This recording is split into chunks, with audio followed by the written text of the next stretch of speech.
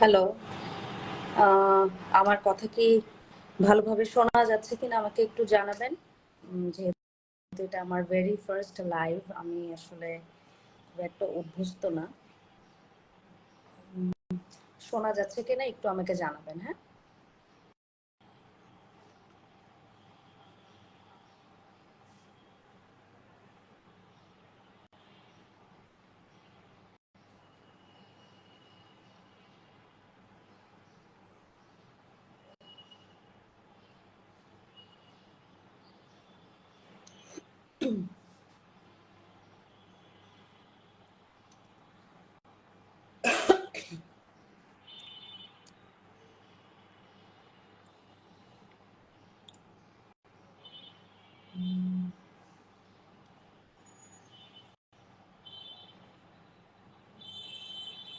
ওকে, আমরা তাহলে এখন লাইভটা শুরু করে ফেলি। ওকে, ডেসক্রিপশনে দেওয়া আছে যে আজকে আমরা যেটা শিখবো সেটা হচ্ছে বেসিক ভ্যানিলা কেক। এই রেসিপিটা মূলত তাদের জন্য যারা একদমই নতুন কেক বানানোর ক্ষেত্রে, বা অনেকে আমাকে ইনবক্স করে যে আপু কেক একদমই ফুলে না, তো তাদের জন্য বেসিক্যালি আমার এই রেসিপিটা করা। সো আমি আজকে আপনাদের ধাপে ধাপে অনেক কিছু দেখিয়ে দিব। আর হোপফুলি আপনাদের যদি কোনো রিকোয়ারমেন্ট থাকে বা কোনো কোয়েশ্চেন থাকে, আপনারা এখানে আস্ক করতে পারেন। আমি আমার সাধ্যমতো চেষ্টা করব রিপ্লাই দেওয়ার জন্য।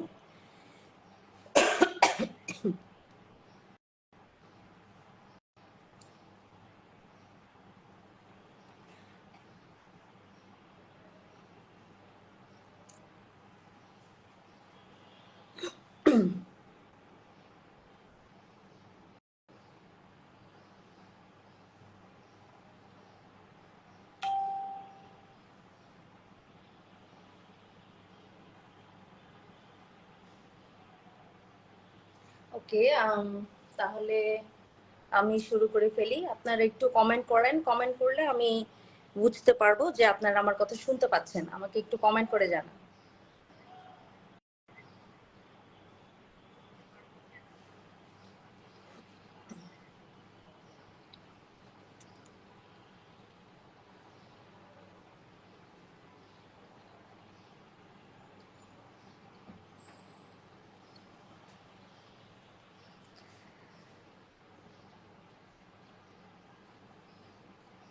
ওকে, এই লাইভটা রেকর্ডেড থাকবে। যদি কেউ না দেখে থাকেন, পরে সেটা আপনারা পেজ থেকে দেখে নিতে পারবেন।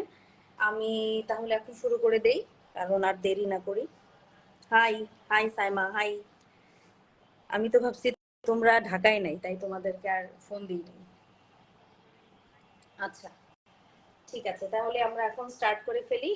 প্রথমে আমরা যেটা নিব সেটা হচ্ছে রুম টেম্পারেচারের ডিম। 3টা ডিম নিচ্ছি। এই যে 3টা ডিম একদম রুম টেম্পারেচারে থাকবে, মানে ফ্রিজ থেকে বের করে কমপক্ষে আধা ঘন্টা বাইরে রাখতে হবে, তা না হলে আপনার ডিম কখনোই ফুলবে না। এটা হচ্ছে প্রথম স্টেপ। সো আমি এখানে 3টা ডিমের করছি। বেসিক্যালি 1 কেজির কেক যদি আপনারা কখনো বানান তাহলে সেটা 3টা ডিম দিয়ে হয়। তো প্রথমে আমরা ডিমটাকে হালকা করে বিট করে নিব।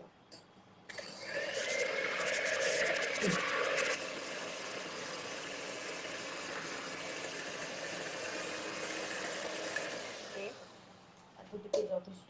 আর এখানে আমি নিয়েছি মেজারমেন্ট কাপের 1 কাপ চিনি।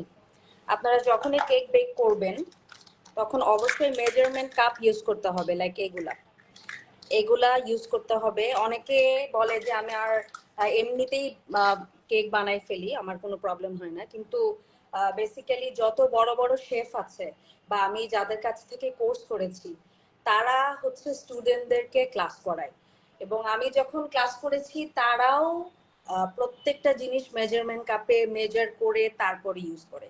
সো আসলে তারাই যদি মেজারমেন্ট কাপ ইউজ করে, আমরা তো আমাদের ইউজ করা আসলে বাধ্যতামূলক। সো দ্যাটস ওয়াই যখনই আপনারা কেক বেক করবেন অবশ্যই মেজারমেন্ট কাপ অথবা মেজারমেন্ট স্কেল যদি লাগে সেটা ইউজ করবেন। এখানে আছে 1 কাপ চিনি। আমি 1 কাপ চিনিটা 3 বারে দিব।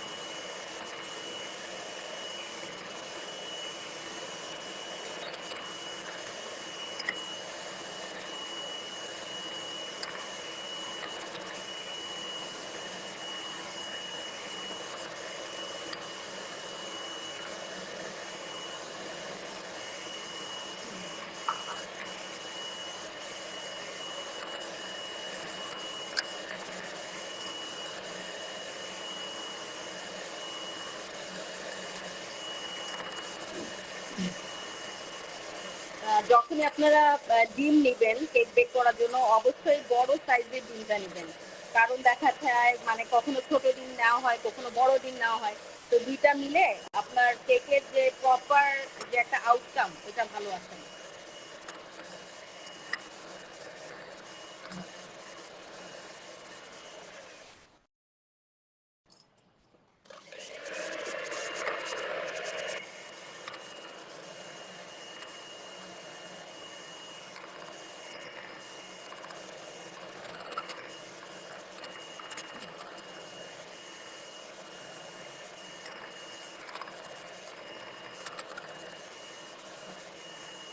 আর কেক বেকিং এর ক্ষেত্রে ইউজুয়ালি আপনি কোন ইনগ্রিডিয়েন্ট গুলো ইউজ করছেন সেগুলো খুবই ইম্পর্টেন্ট। যেমন বেকিং এর ক্ষেত্রে সাধারণত বলা হয় যে তীরের প্রোডাক্ট গুলো ইউজ করার জন্য। আমি এখানে এমনি বলে দিচ্ছি, আমি যখনই কেক বেক করি সেটা আমি যদি চিনি নিই সেটাও আমি তীরের নেই, আর যদি আমি ফ্লাওয়ারটা নেই সেটাও আমি তীরের নিই। তীরের আউটকামটা আসলে অন্যান্য প্রোডাক্টগুলোর থেকে অনেক ভালো আসে।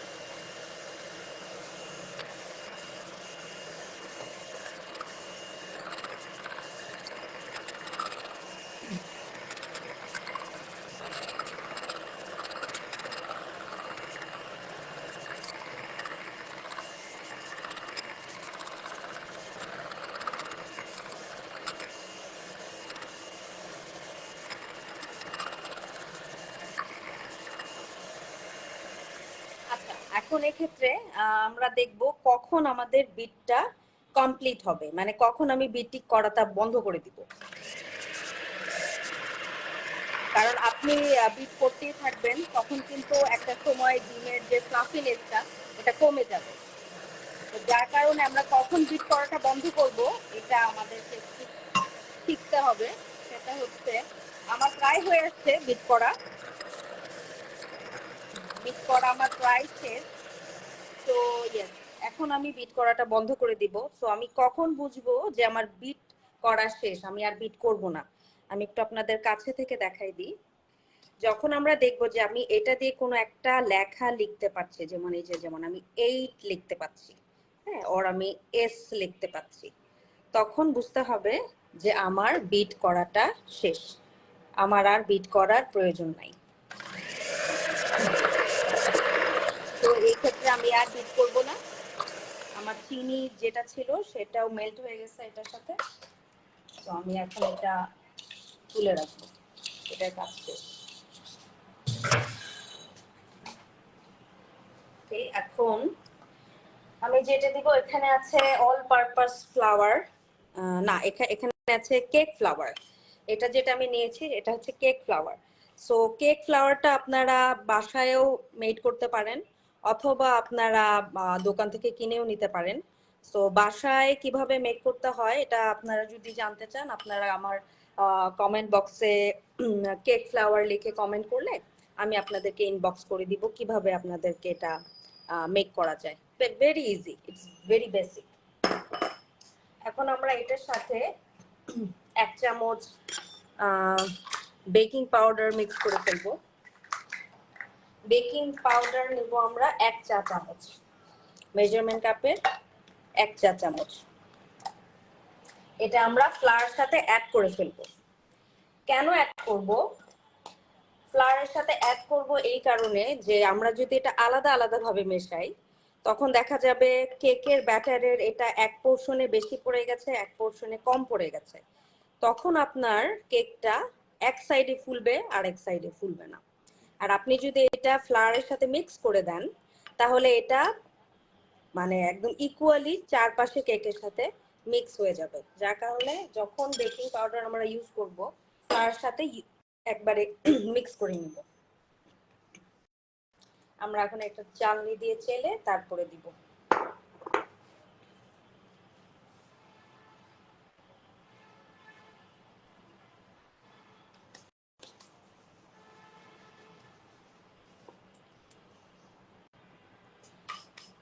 আপনারা যারা একদম শুরু থেকে বেকিং করতে চাচ্ছেন তারা হাফ হাফ করে নিয়ে তারপরে মিক্স করতে পারেন, যেহেতু আমি সবসময় করে অভ্যস্ত, আমার কাছে এটা খুব একটা ইস্যু না। সো আমার চালনিতে চালা শেষ, এখন আমি এটাকে মিক্স করব। সো মিক্সের ক্ষেত্রে যেটা ইম্পর্টেন্ট সেটা হচ্ছে আপনারা মিক্স করবেন এরকম ঘড়ির কাটার মতন ঘুরায় ঘুরায়।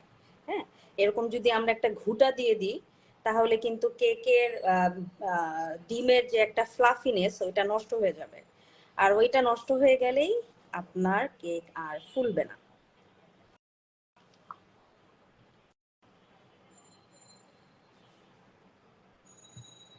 সো আপনার এভাবে প্রথমে এদিক দিয়ে কাটবেন আর এভাবে ঘোরাবেন, এভাবে কাটবেন, এভাবে ঘোরাবেন। সো এইভাবে কেকের মিক্সচারটা আমরা মিক্স করে নেব। এভাবে কাটার ফলে যেটা হয় আপনার যে ভিতরে ভিতরে ছোট ছোট লাম্প হয়ে থাকে আপনার কি ময়দার, সেগুলা ভেঙে যায়।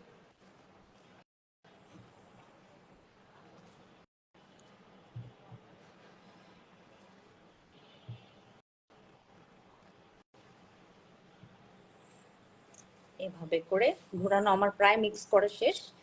এবার আমি এটাতে দিয়ে দিব 2 টেবিল চামচ তেল। সয়াবিন তেল আপনি নিতে পারেন, 2 টেবিল চামচ তেল।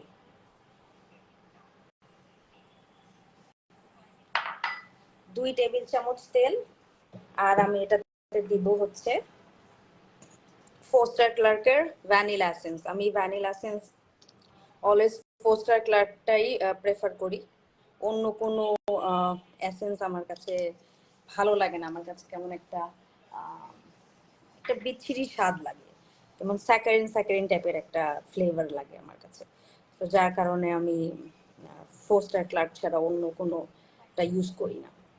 আমি বেকিং পাউডারটাও ফোস্টার ক্লার্কেরই ইউজ করে থাকি।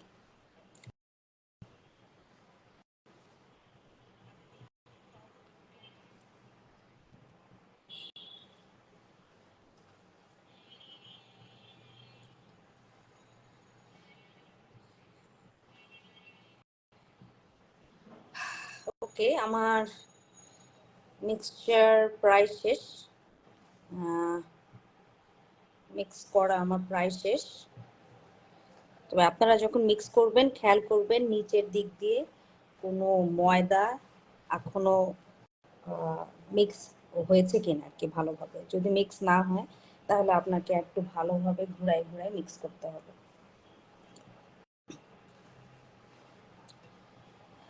ঠিক আছে, আমার মিক্স করা প্রায় শেষ।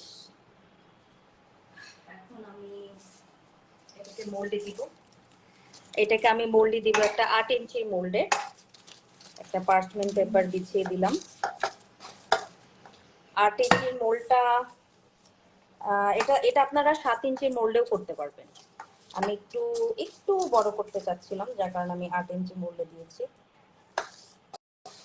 এটা আপনাদের 7 ইঞ্চি মোল্ডেও হবে, বাট 7 ইঞ্চি মোল্ডে একটু উঁচা হবে আর 8 ইঞ্চি মোল্ডে একটু ফ্ল্যাট হবে।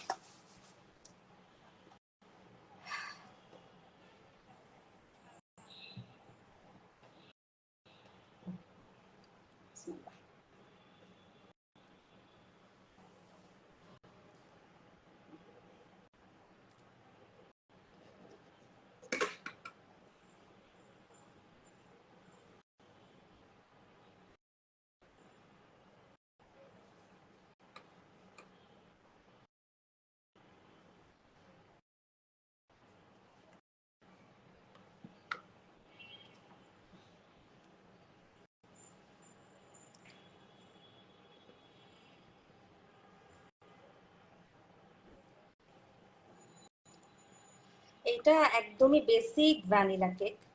যারা বাসায় এমনি নিজেরা বানিয়ে খেতে চান তাদের জন্য একদম পারফেক্ট। এছাড়া ভ্যানিলা কেকের বিভিন্ন ভ্যারাইটিস আছে, যেমন স্পঞ্জ কেক, মিল্ক কেক, সেগুলো বেসিক আপনার এটা দিয়েও আপনারা বানাতে পারবেন। মিল্ক কেকটা আপনারা এটা দিয়েও বানাতে পারবেন।